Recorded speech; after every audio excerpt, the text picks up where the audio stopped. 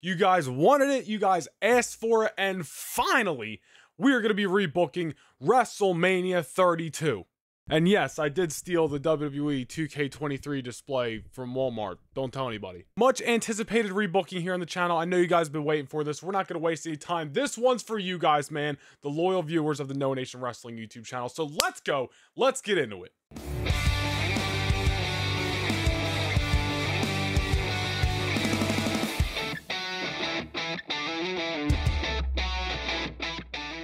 Alrighty, rebooking WrestleMania 32. We're not going to waste any time. AT&T Stadium, Dallas, Texas, Sunday night, April 3rd, 2016. Not really the best WrestleMania. You know, it was super long. This was the first of several years that just WrestleMania was going like, felt like 7 hours. We had Triple H versus Roman Reigns in a very not so memorable main event.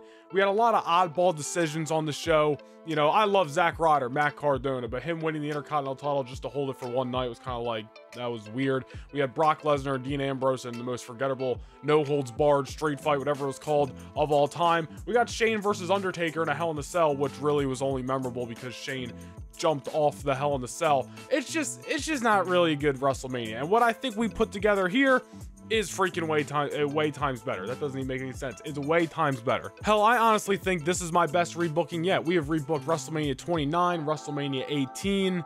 Is that all we've done? There's been some other fantasy booking and rebooking videos. You guys can go check out the channel to see them. But I think this is the best one yet. I think we have a 10-match show, so it is a little long. Not gonna sit here and lie to you, but it's freaking a banger after banger all the way through. I can't talk tonight. I'm also excited, so God help us getting through this video. This is gonna be a doozy. Who the hell says doozy anymore? Enough. Anyway, WrestleMania 32, let's get into it. Match number 1, let's go. All right, we're gonna be kicking things off with a triple threat match for the United States Championship. Triple threat's gonna be very pivotal on this WrestleMania. It is going to be Kevin Owens versus John Cena versus Sami Zayn. Kevin Owens going in as the reigning defending champion. Now, I did write some notes for these, but all of it's pretty much in my head, so I'm just gonna spitball for all these matches. Of course, we had Kevin Owens feuding with John Cena in the spring-summer of 2015, which John Cena kind of inevitably won that feud. It was for the United States Championship. Cena went on, dropped the title to Rollins at SummerSlam, won it back at Night of Champions. That same night, Kevin Owens had won the Intercontinental Championship from Ryback, but we're gonna diminish whatever that. Cena wins back the United States Championship from Seth Rollins. Kevin Owens reignites the feud with John Cena after Night of Champions. After everything as it did in real life goes as a plan, I believe Owens beat Cena at Elimination Chamber, Cena beat Owens at Money in the Bank, and I think Cena beat Owens again at Battleground. I believe that was the trio of matches, correct me if I'm wrong, and then Cena went on to fight Rollins. Then, like I said, having defeat Rollins at Night of Champions, once again becoming the United States Champion. Then we reignite the Kevin Owens versus John Cena feud in October of 2015, which leads to a big blow-off match, kind of reigniting the feud, but kind of also continuing it. A big matchup between John Cena versus Kevin Owens inside Hell in the Cell for the United States Championship, which Kevin Owens wins and becomes the United States Champion. Now, if you'll remember, Sami Zayn was on the shelf at the time because he dislocated, I believe, his shoulder during the matchup with John Cena earlier in the year, fought Kevin Owens at NXT TakeOver a few weeks later, and then went out with an injury for the rest of 2015. We didn't see him until December. So Kevin Owens and Cena, they could ride out the rest of 2015 doing whatever. But at the end of 2015, early 2016, I'd have Sami Zayn. He can still make his return to NXT, but I'd have him back in the picture on Monday Night Raw as well, because I know taking him away from NXT takes that Shinsuke Nakamura match away, which was one of the best matches in NXT Black and Gold history. You could still have him work in NXT at the time, but we're gonna get him back in the picture on Monday Night Raw as well, feuding with Kevin Owens. And somehow, some way, we are going to get Kevin Owens versus Sami Zayn versus John Cena in a triple threat at WrestleMania. I think you kick it off with Sami Zayn versus Kevin Owens. Kevin Owens probably screwing over Sami Zayn, maybe Royal Rumble time, maybe on Raw, maybe at the pay-per-view. Cena gets involved. He still has unfinished business with Owens in his mind because Owens took the United States Championship away from him. Yes, it was in Hell in a Cell, but Cena wants that win back, man. Inevitably, we lead to this big triple threat match. Cena's got history with both guys throughout 2015, especially Kevin Owens. And Sami Zayn and Kevin Owens, of course, are really only just starting their feud in WWE. So at WrestleMania 32, we open with this triple threat match. Sami Zayn defeats Kevin Owens in the matchup, pinning him to become the United States Champion, and KO and Sami go throughout the summer, the rest of the spring and summer of 2016, feuding at first for the United States Championship. Then maybe Sami Zayn can lose it, and we just kind of focus on those two guys at the end of the rivalry. I always thought Sami and KO should have blown off their feud that year at SummerSlam in some kind of no disqualifications match or something like that. Kevin Owens should have won the match at Battleground that year, which was an amazing matchup. One of, if not the best matches of 2016 on the main roster in WWE. And then they should have moved on and done Sami Zayn defeating KO at SummerSlam that year. That didn't happen. They blew it off at Battleground, and that was pretty much it. I would kind of reverse that, have Sami Zayn lose the United States Championship maybe in June. Kevin Owens versus Sami Zayn at Battleground that year, with Owens winning against Zayn, and then Zayn defeating Owens at SummerSlam to inevitably end the feud. But at WrestleMania, that's how it kicked things off, with Sami Zayn winning the United States Championship. Alrighty, match number 2 on WrestleMania 32. As you guys remember, the Dudley Boys made their WWE return. It was the Raw after SummerSlam, I believe. It was the night after against the New Day. Well, they interrupted the New Day, I'm pretty sure. Then they went on in real life to lose to the New Day at Night of Champions, and basically their whole 2015-2016 return was just them being there. They didn't do nothing. So we're going to rewrite history a little bit, because that's the whole purpose of this rebooking video. We're strapping up the Dudley Boys at Night of Champions. Bubba Ray and Dudley. That's one person there. Bubba Ray Dudley and Devon Dudley getting the tag team titles against the New Day at Night of Champions. But you see, the Dudleys, they're some old school veterans, man. They're coming back. They're looking at the New Day. These disrespectful kids. Not really, but you get what I'm saying. Especially back 2015, the Dudleys, they're turning heel, which they inevitably ended up doing against the Usos or whatever, whoever team they turned on first in 2015, 2016. But we're going to turn the Dudleys heel, and we're going to have them run through whatever the tag team division was at the time, which wasn't much, but they can beat the New Day again. They can defeat the Usos, and they can just run through whoever the hell's there from September all the way up until WrestleMania season, where who is going to be the next team to step up? A couple of young, disrespectful kids, which is exactly what Bubba Ray and Devon have been against their entire WWE return, and that's the debuting from NXT, Enzo and Cass, who ended up debuting after WrestleMania 32 on Monday Night Raw afterwards, and interrupting the Dudley Boys and starting off a little feud there. So we're basically just moving that up a few months. Enzo and Cass versus the Dudley Boys for the tag team titles at WrestleMania 32, and of course Enzo and Cass going over here and dethroning the Dudleys after they held the titles through September, October, November, December, January, February, March, and then they lose them. A long, lengthy Dudley Boys championship reign, but Enzo and Cass were starting them off strong on the main roster, winning the tag team titles at WrestleMania. From turning the Dudley Boys heel and giving them a lengthy title reign, we're basically going to do something similar with somebody else on the main roster, and that is going to lead us to our Intercontinental Championship match on WrestleMania 32. Champion Neville defending against the phenomenal AJ Styles. Guys, just hand me the Tony Khan Booker of the Year award now, or whatever the hell it's called. You guys know you love it. You guys know you love it. Nonetheless, back in 2015, Daniel Bryan, as you guys know, Bryan Danielson had to relinquish the Intercontinental Championship due to injury. I believe they crowned a new champion in Elimination Chamber that year, which Ryback won. God, I don't even remember who the hell else was in that chamber. It was the most forgettable Elimination Chamber probably ever. But Ryback won. We're disregarding that whole thing. We're going to do a nice old school 8-man tournament. Who's in that 8-man tournament? Pick your freaking poison. But it's going to come down to Dolph Ziggler versus Neville. Good old babyface versus babyface workhorse matchup. But we're going to kick off Neville's heel turn here. And basically what this is all going to lead to is Neville's King of the Cruiserweight gimmick from a couple of years later when he was ruling the Cruiserweight division, is basically just dastardly bastard Neville, which was the early stages of what we see of Pac these days in AEW. We're just bringing that up a little bit earlier. It's kind of the same thing with the Enzo and Cass Dudley Boys thing, but instead of being the King of the Cruiserweights, he's just going to be the Intercontinental Champion and just be the bastard on Raw and SmackDown television, cheating to win against Dolph Ziggler in whatever fashion to win the Intercontinental Championship. And that goes down, I believe that Elimination Chamber pay-per-view is in May, so you can have the same thing, this tournament conclude in May, and then literally from May all the way till April 3rd of 2016 at WrestleMania, Neville's holding that title. And same situation, and he's dominating guys. Dolph Ziggler, You know, maybe you can have him against Sami Zayn, not Sami Zayn at some point. He's involved with the U.S. title. Just all those kind of just good workhorse guys, whoever. Tyler Breeze was up on the main roster at some point.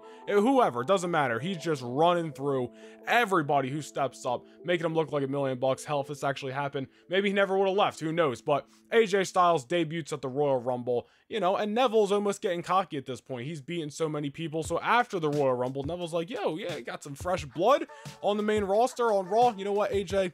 I'm going to give you an Intercontinental title match. Just a dastardly, cocky, bastard Neville. How many times am I going to say bastard in this video? Gives him a shot at the Intercontinental Championship because he's so confident he can beat anyone. So they go one-on-one at Fastlane for the Intercontinental Championship. And AJ Styles surprises Neville because Neville can't put him away. Good old just, what the F am I going to have to do to beat this guy? Of course, Neville ends up retaining by hook or by crook and bashing him over the head of the championship. Low blow, ref bump, whatever you want to do.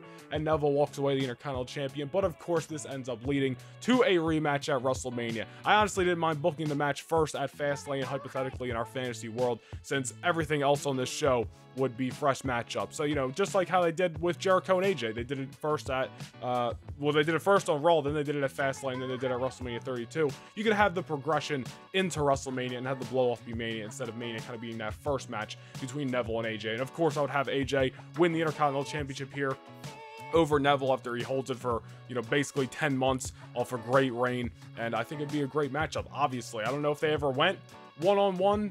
They might have in that first, you know, year that AJ was in WWE and Neville hadn't turned heel yet. I don't know. I'm not sure if they did. If somebody did, if they did, comment down below, somebody. But I think it'd be great. AJ versus the king of the bastards, because he's not the king of the cruiserweights, Neville, for the Intercontinental title. All right, we got a couple of main event matches on this show. We got to spread them out. I said, what, there's 10 matches on this show. We got to spread these big names out a little bit. Street fight between Triple H and Shane McMahon. So, of course, Shane McMahon, he made his return in the lead up to WrestleMania 32. I couldn't not put him on the show, right? And I could not put Triple H on the show. He was in the main event in real life. But, you know, their positions in real life, not really the most ideal situations. I think this is a little bit more intriguing. Street fight rules, so they can go at it. They can go crazy. Sledgehammer, Shane McMahon, announce table bump, the whole nine. And honestly, the setup's pretty easy for this. And I believe, well, really backtrack to this statement. This is what I do. I think before I talk, and then I'm talking over myself regardless. But Shane McMahon, of course, returned. I believe it was February 2016 during some segment with Stephanie and Vince, and I don't remember what the hell it was. I think they were giving out an award. Doesn't matter. Basically, you can do that same setup here, but have Triple H in the ring with Shane, or excuse me, with Stephanie and Vince, and then Shane McMahon challenging the Authority, and all they've done challenges Triple H to a matchup at WrestleMania for control of Monday Night Raw, which Triple H then accepts, excuse me, and Vince McMahon, because he had to, you know, he's got to get himself involved somehow. Goes, you know what, Shane, you're going to interrupt all this? Just for that, your punishment at WrestleMania, no, Triple H is just going to kick your ass. It's going to be a street fight. So we get Shane versus Triple H in a street fight at WrestleMania for control of Monday Night Raw, which Shane McMahon wins. Not like how he lost to The Undertaker in real life. Shane McMahon defeats Triple H, and then honestly just pretty much puts us somewhat back in line of how 2016 actually went, with Shane kind of gaining control of Monday Night Raw in a sense with Stephanie McMahon, how they did, and then it led into the draft. Similar situation here. Shane can gain control of Raw, and then a couple months down the line, Shane and Stephanie can split off. They can do the draft just as it did in real life. But Shane, Triple H, a little family affair, and it's no holds barred. If it was just a wrestling match, nobody would want to see it, but you had some weapons in there, a couple of crazy spots. Shane, he ain't gonna dive off Hell in a Cell, so maybe he'll just dive off the top of AT&T Stadium. God only knows. It's fantasy booking. Let's have some fun. But Shane McMahon, Triple H, street fight. I was about to say book it, but I already did. So, signed, sealed, and delivered. Let's move on. I'm going to break my desk. Another matchup that does not need much backstory here, and it was the only matchup in the actual WrestleMania 32 show that I kept on this rebooking, and that is the triple threat match for the WWE Women's Championship, Charlotte versus Becky Lynch versus Sasha Banks. And honestly, not only would I keep this match, but I would keep the winner. I would keep Charlotte going over and retaining the championship here. However, just like I talked about how I would rebook a little bit of the Sami Zayn Kevin Owens feud into the summer, same situation with Charlotte and Sasha here, as I would have Charlotte Charlotte retain at WrestleMania, and Sasha goes on the chase post-WrestleMania. And honestly, I loved how Sasha won the title in real life on that first Raw after the draft. I thought it was a great moment. I think the only thing that sucked was that Charlotte got the title right back at SummerSlam, so Sasha had a forgettable reign, and it kind of hindered the moment. So basically, if we're rebooking a little bit past WrestleMania 32, Sasha wins the title from Charlotte on that first Raw after the draft, defeats Charlotte at SummerSlam. They can finish their feud throughout the fall, and then Sasha can move into different challengers and opponents on Raw, whether that's Bayley or whoever the hell else was on Raw at the time, into WrestleMania 33 the next year or whatever. But this match I would keep. It was a great matchup from what I remember. Charlotte winning's fine. I would just change that post-WrestleMania story. But again, the only match I kept from the WrestleMania 32 card, and the story pretty much writes itself. All right, so here's where we might have to look at our notes a little bit here, so forgive me. But moving into a big-time matchup on this rebooking. The NXT Championship going to be on the line at WrestleMania 32 between Finn Balor and Chris Jericho. You're seeing it on your screen right now. You don't even believe it, but I'm telling you, that's what we're doing. So here's where we're going to be reading the notes off the screen a little bit. So whatever, we're breaking the fourth wall. Don't care. Chris Jericho, of course, returned to WWE after, I think he was gone all of 2015 and some of 2014. And the year early 2016 was in the Royal Rumble matchup and all that jazz. And of course, real life led into his feud and heel turn against AJ Styles. So instead of that, because of course we got AJ in the Intercontinental Championship situation, Jericho's in the Royal Rumble match where he's eliminated by Sami Zayn, NXT competitor, well, current / former NXT competitor. The following night on Raw, since Jericho's just kind of getting back in the shuffle, he goes one-on-one with the Intercontinental Champion Neville, just giving Neville another big win here. Doesn't have to be for the title, but just giving him another ego win, just bolstering him up even more. So Jericho, next night on Raw, after being eliminated by an NXT guy in the Rumble, gets defeated by a former NXT guy in Neville. Jericho backstage later that night, what the hell's going on? Am I losing it? Am I washed up? Can I not hang with these new kids? So Jericho's like, no, I'm just getting in my head. It was a rough patch. Next week on Raw, open challenge. And I want one of these young cats in the locker room to accept it. So Jericho goes one-on-one with Tyler Breeze, who his main roster run was pretty much forgettable, but we all know it should have been completely different because Tyler Breeze was freaking awesome in NXT. But nonetheless, expect Tyler Breeze in my universe mode, by the way. Wink, wink. Nonetheless, Tyler Breeze gets a huge upset victory over Chris Jericho. And after that, Chris Jericho's like, all right, what's going on? You know, Sami Zayn threw me out of the Rumble. I lost to Neville. I lost to Tyler Breeze. Clearly, there's something in the water down in NXT. And maybe it's not even just me. Maybe it's not that I'm washed up. Maybe it's just that these kids are so good now. So you know what? I'm going to NXT to see it firsthand. So we're going to get Jericho involved with the NXT tapings. Jericho's there at ringside for a couple of weeks, 1-2 weeks, whatever. It doesn't have to be super long. Just scouting. They show him at ringside throughout the episodes. He's watching the talent, this, that, and the other. All the while, Finn Balor and Samoa Joe were feuding for the NXT Championship that led into their match at NXT TakeOver Dallas the night before WrestleMania. So, how we get to Jericho being involved in this situation, simple little story here. You can have two guys who were an awesome team in NXT at the time who weren't doing nothing, well, of importance. They were like involved in the tag team title picture at the time. Currently on NXT television, Blake and Murphy, with the Blake Murphy and Alexa faction, which was a great trio back in NXT Black and Gold. They call out Jericho. They're like, listen, you've been out here for a couple of weeks, you're scouting talent. Why don't you stop proving that you're washed up by sitting at ringside and start showcasing that you're not, if that's why you're here, and get in the ring, Chris? So Jericho says, you know what? I'm getting in the ring. Goes after Blake and Murphy. Freaking everybody. I mean, everybody knows how great Buddy Murphy is, or Buddy Matthews is now, but still, great team back then. Obviously, though, the numbers too much. They beat down Jericho, only for NXT champion Finn Balor to make the save. NXT's top guy, future Hall of Famer, you know, they're just going to mesh right away. So, of course, this leads to a big time tag team matchup the following week on NXT, which Balor and Jericho win against Blake and Murphy. Now's here where we really get Jericho involved with the NXT's title story. Samoa Joe, already signed to fight Finn Balor at NXT TakeOver Dallas, comes out on the stage. We get a little back and forth between Joe and Balor, just building up their matchup, all the while Jericho's still in the ring, and Jericho ambushes Finn Balor from behind. Lays him out, code breaker, hits him with the championship, whatever. Jericho picks up the NXT title, addresses Balor, who's laid out by his feet, and addresses Samoa Joe, and says, whoever one of you is walking out of NXT TakeOver Dallas as the champion, I want you at WrestleMania 4. the NXT title. So Jericho gets involved in the Joe versus Balor feud from there. We can have Balor and Joe making appearances on Monday Night Raw to interfere with Chris Jericho and build up the story on the main roster. And it all leads to WrestleMania weekend, where Balor, of course, defeats Samoa Joe on NXT TakeOver Dallas, and then moves in to fight Chris Jericho the next night at WrestleMania one-on-one. The NXT title defended on the biggest show of the year, getting that big spotlight. Finn Balor's first main roster appearance on the biggest show of the year. Of course, if he came out as the Demon as well, just makes it even better. And of course, Finn retains here over Chris Jericho to retain the NXT Championship. We're not rewriting NXT history, just WrestleMania 32. But I think it would be an awesome matchup, awesome idea to give NXT a spotlight, Balor a spotlight, and get Jericho involved in something different, and it's definitely something of importance and an exciting matchup. So, unusual matchup that I bet you didn't see coming. I know you guys looked at the thumbnail and thought I was booking Finn versus Undertaker, but not just yet. Nonetheless, Balor, Jericho, NXT title. That's how we're doing this rebooking. Now, getting into another matchup that needs no explanation, but honestly, before I even talk about this, and I should have said this at the beginning of the video, but I'm clearly a pro at what I do. I asked you guys in the community tab earlier this week or last week. Again, I'm a pro at what I do. I don't even remember.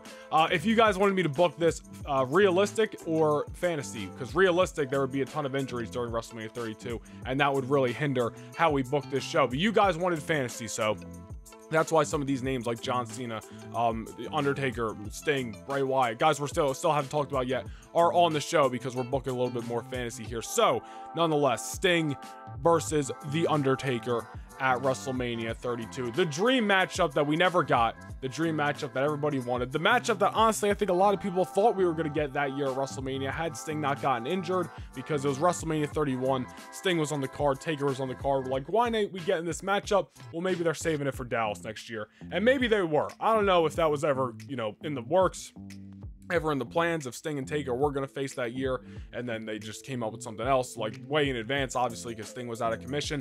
I don't know, but you guys wanted fantasy, a legit fantasy booking, so that's what we're doing. Sting and Undertaker, the match that never happened. And if we're being honest, and I put it on the screen and forgot to say it, because again, I'm a pro, but I would up the ante. Like, these guys are obviously of age at this point. I don't know how good a wrestling match really would have been, so just let the chains off, put him inside a Hell in a Cell. Taker, it's as simple as him going, you want to finally do this match thing? You want to finally have this dream match? You want to come play with the dead man? You're going to come play in my playground, Hell in a Cell. And then we get Taker versus Sting, Icon versus Dead Man inside Hell in a Cell in Dallas at WrestleMania 32.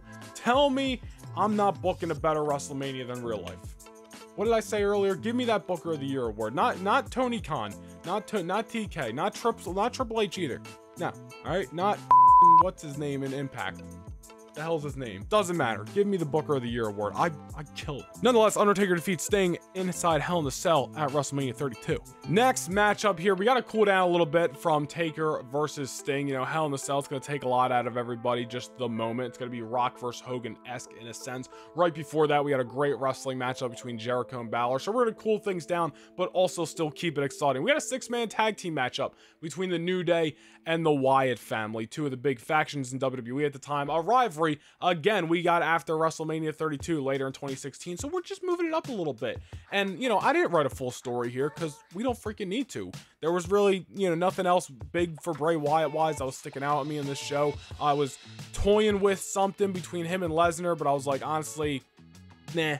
I just wasn't feeling it. So I got something else for Brock Lesnar, which we're going to talk about next. And we put the Wyatt family versus the New Day in a big 6-man tag. Couldn't not have the New Day on the show. Could not have Bray Wyatt on the show. And, Bray, Eric Rowan, Luke Harper versus the New Day. Even though I'm titling it a little bit of a cool-down match because of the main event matches we just got, still going to go out there and have a very fun 6-man tag team matchup just to keep the momentum of WrestleMania 32 at a high. So, 6-man tag, New Day versus Wyatt. Pick your poison. Throw your dart at the wall of who's going to win, because it doesn't matter. We're just here to have fun. All right, co-main event, what we're booking here.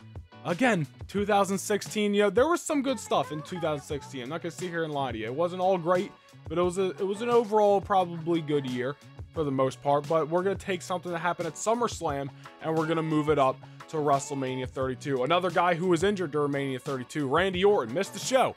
You guys wanted fantasy though, so we had to put him on the show. Randy Orton versus Brock Lesnar. It was a big time matchup, big deal. When it happened at SummerSlam 2016, it was pretty good from what I remember. Besides, I think the finish was not necessarily even bad. I believe it went to a referee decision. Lesnar beating the shit out of Randy Orton, and the ref called the match off.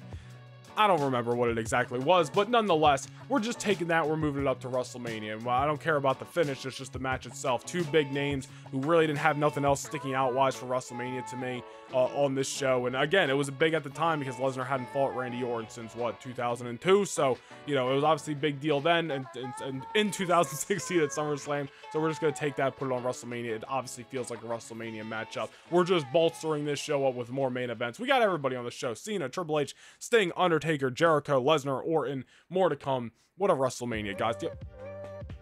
I'll do it myself since nobody else is here to do it. Just pat myself in the back, stroke my ego a little bit more. All right, enough fun and games. Let's get to the main event of WrestleMania 32. Now, there's probably a couple of big names that you guys, you know, haven't realized that are not on the show yet, or maybe you did realize, but let's pretend you didn't realize. We already had one triple threat match on this show. We already had another triple threat match on this show. We started the show with one. Middle of the show was one. We're ending the show with one as well. It's triple threats all night long in Dallas. Sure, you guys could probably guess what I'm about to say. WWE Championship, Roman Reigns, Dean Ambrose, and the champion, Seth freaking Rollins. Even though that's a new age thing, he wasn't Seth freaking Rollins back then. He was the authority, the architect, Seth Rollins, whatever. So how do we get here? Somebody's got to win the Royal Rumble, right? Well, that would clearly, clear cut, be Dean Ambrose winning the Royal Rumble in 2016. Now, as for, which just secures him in the WrestleMania main event. As for Seth Rollins and Roman Reigns, Rollins does not lose the WWE Championship between WrestleMania 31 and WrestleMania 32. He goes the full year stretch, so over a year, because WrestleMania 31 was one of the last few days of March. It was one of those March WrestleManias. I don't remember what day. And then, of course, it's now into April. So Rollins is now over a year as the WWE Champion, which, I mean, only great for him, right? As for Roman Reigns, how do we insert him into this matchup instead of just in a way that actually makes sense? We're going to use the Money in the Bank. But, however, we're not going to put the Money in the Bank on Roman Reigns from June 2015 and have him hold it all the way up, because that just doesn't feel like a very babyface Roman Reigns thing to do back then. So, we're going to use the authority here and piss off a lot of people. Kane enters the 2015 Royal Rumble match only to go in there and win it, to then secure the briefcase for the authority and protect Seth Rollins from anybody cashing in on Seth Rollins. So, Dean Ambrose is in that match as well. Kane knocks off Ambrose, chokeslam off a ladder. Kane holds the Money in the Bank briefcase, but really doesn't hold it. He just takes it and brings it back to the authority, and now no one can cash in the Money in the Bank on Seth Rollins for the next year. They ruled it out. It's not happening. But by terms, he is still Money in the Bank holder. Later in 2015, after Roman goes through a feud with Bray Wyatt, Rollins goes through a feud with Cena, all that stuff, we get Rollins versus Reigns at Survivor Series. The authority screws over Roman Reigns. We get a rematch, Reigns versus Rollins at TLC. The authority screws over Roman Reigns. Eventually, Roman Reigns is looking for another outlet. You know, he could be in the Royal Rumble match, but we're just going to pretend something else happens. He's not going to be in the Royal Rumble match because we're booking this thing and we need some plot armor. Roman Reigns is looking at that Money in the Bank briefcase. He's like, you know, you guys have been holding that thing hostage all year. You got it. It's not being used. You wanted it so your boy couldn't be cashed in on, just like how he cashed in on me and Brock Lesnar last year at WrestleMania. You know what? I want that briefcase. So by hook or by crook, somehow, some way, he gets Kane one-on-one at the Royal Rumble for the Money in the Bank briefcase, which Roman Reigns, of course, secures the Money in the Bank briefcase. Now, of course, Roman could just cash in anytime, any place, but, you know, that's not really a Roman Reigns good guy thing to do back then. So what's Roman do? He looks at Seth Rollins and he goes, you know what? I know it's supposed to be you and Dean Ambrose at WrestleMania, but just like how you took away my moment at WrestleMania this last year, made it a triple threat match, I'm going to do the same thing to you. I'm going to cash in ahead of time, make your match a triple threat match, and I'm going to take away your moment and finally take away the championship that should have been mine a year ago, the WWE title. So Roman cashes in Money in the Bank, Ambrose wins the Royal Rumble, and Rollins is the WWE Champion. Everybody's got something on the line. Everybody's fighting for the end goal, the Shield triple threat match. That how it took place at Battleground that year and not one of the big four pay-per-views is already really just WrestleMania. I just forget the rest of the pay-per-views. How this didn't take place at a WrestleMania, whether it was obviously it couldn't couldn't take place at 32 in real life because of Rollins' injury, but like how they didn't do this, you know, at 34 or something like that. Like there was plenty of times where they could have pulled the trigger on this triple threat match, and they never did. And yes, they did it. I mean, pulled the trigger on the WrestleMania main event. Of course, they got it at Battleground 2016. It was a great matchup, but you know, it just could have been a lot more important of a match if it happened at Mania. So that's what we're doing. Triple threat, Shield triple threat for the WWE title at WrestleMania 32. And honestly, I would have Dean Ambrose win and win the WWE Championship, the Royal Rumble match winner securing the championship at WrestleMania. And now what I would do post WrestleMania is have Roman Reigns turn heel, go into a feud with Dean Ambrose for the WWE Championship, and Rollins losing the title starts the dissension in the Authority, which then leads to a year-long build to Rollins versus Triple H at the next year's WrestleMania, as they sort of did in real life, which, you know, of course, got to that end result, Rollins versus Triple H at WrestleMania 33. That's what I would do. I think it's a hell of a main event with everyone having something on the line. Of course, the history with the Shield, and you're setting yourself up for a 2015 full of greatness. Roman Reigns turning heel. I know we're talking fantasy post WrestleMania 32 here, but I think that'd be freaking great back then, versus Dean Ambrose, who everybody loved, for the WWE title. And then again, we're starting that, you know, year-long program between Rollins versus the Authority. There's a lot going in and a lot coming out of this matchup, and it's the matchup that should have taken place at least one WrestleMania. But you can take a look at the card right next to me, and that is how I would rebook WrestleMania 32. As I said at the beginning of this video, you guys have been wanting this video. You've been requesting it through all my rebookings, all my fantasy bookings. You guys said, when we're doing 32, when we doing WrestleMania 32? Well, we did WrestleMania 32, and I think it's the best rebooking we've done so far, but I'll leave it up to you guys. You guys are the judge. Is this the best rebooking video we've done so far?